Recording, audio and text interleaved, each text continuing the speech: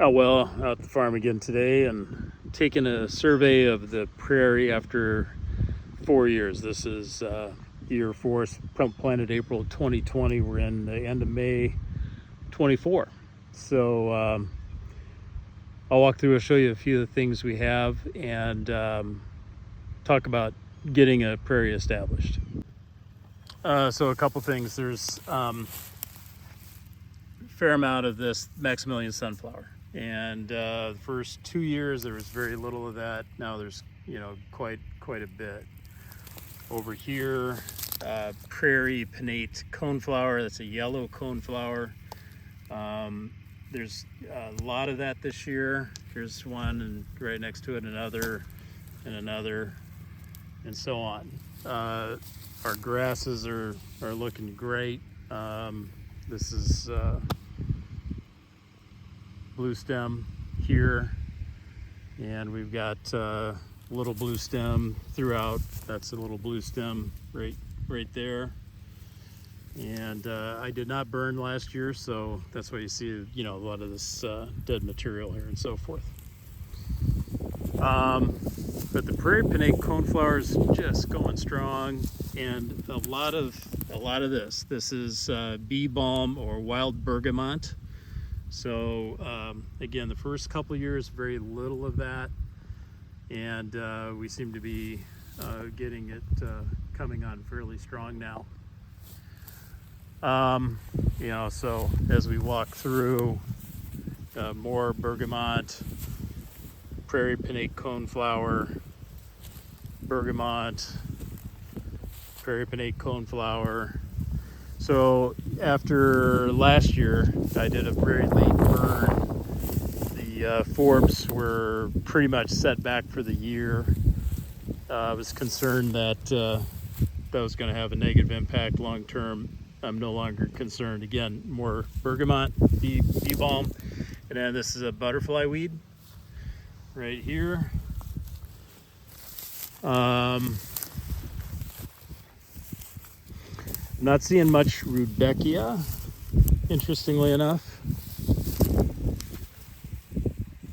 but I just probably haven't come across it yet. There was a fair amount of that year 2 and beyond. That in here, that is goldenrod, and more bergamot over there. So definitely, definitely some of the forbs coming back into play.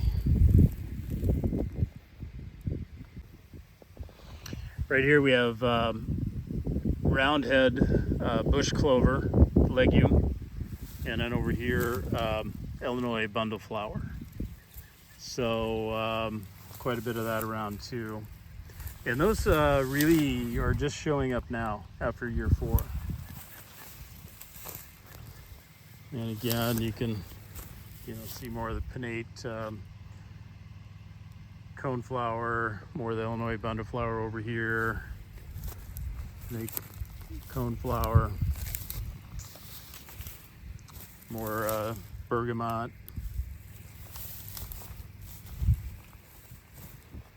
So you will find that things do change a bit year to year. You'll see strength in different places. This is again the bush clover here. This is so to give you an idea, that's about a 4-foot height on the bush clover, and here's what their seed heads look like at the end of the season. As I was saying, you will see changes from year to year. First couple of years we had a lot of Cytodes grama grass. See very little of that now. Our there goes a rabbit. Our other grasses have gone on strong. Indian grass came on strong last year, and then our other grasses just have flourished overall. So here's one of the reasons you want to burn. Got an elm tree growing out in here. We definitely don't want those to get started. In fact, since I didn't burn this year, we'll likely come out and mechanically remove those when I see them. You just really don't want to get trees established in your prairie. I think I see the rabbit habitat, rabbit home. So quite a bit of purple coneflower as well. And again, those really didn't get established till year 2 and later. Then they came on pretty strong. And frankly, there wasn't a ton of goldenrod either. And I don't mind goldenrod. It is a native. It definitely provides pollinators forage in the fall. So I don't mind it. Usually, you look at goldenrod as a weed. You might look at a lot of the stuff as a weed, as a matter of fact. But I really don't mind. And again, back into just a ton of wild bergamot in here. And that was present in small quantities, in prior years. But this year, it really has come on strong. Occasionally, at the edges of the field, I will run into some poison ivy. That's something we definitely want to eliminate.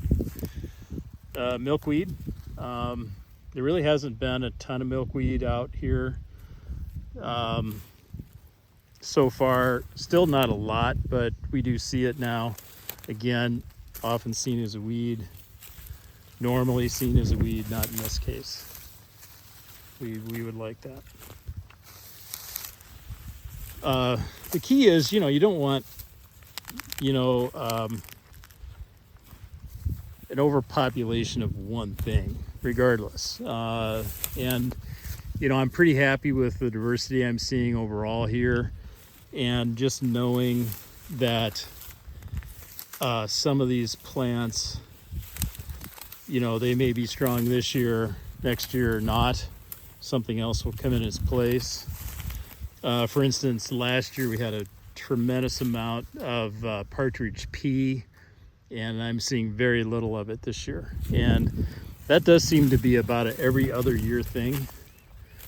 We'll see a strong growth of partridge pea, then very little, then a strong growth, very little. And I do like to see, these legumes out here, just from soil nitrogen perspective and a diversity perspective. So, I don't really want all grass, all native grasses. I do want that species variety in here. And again, more of our bush clover.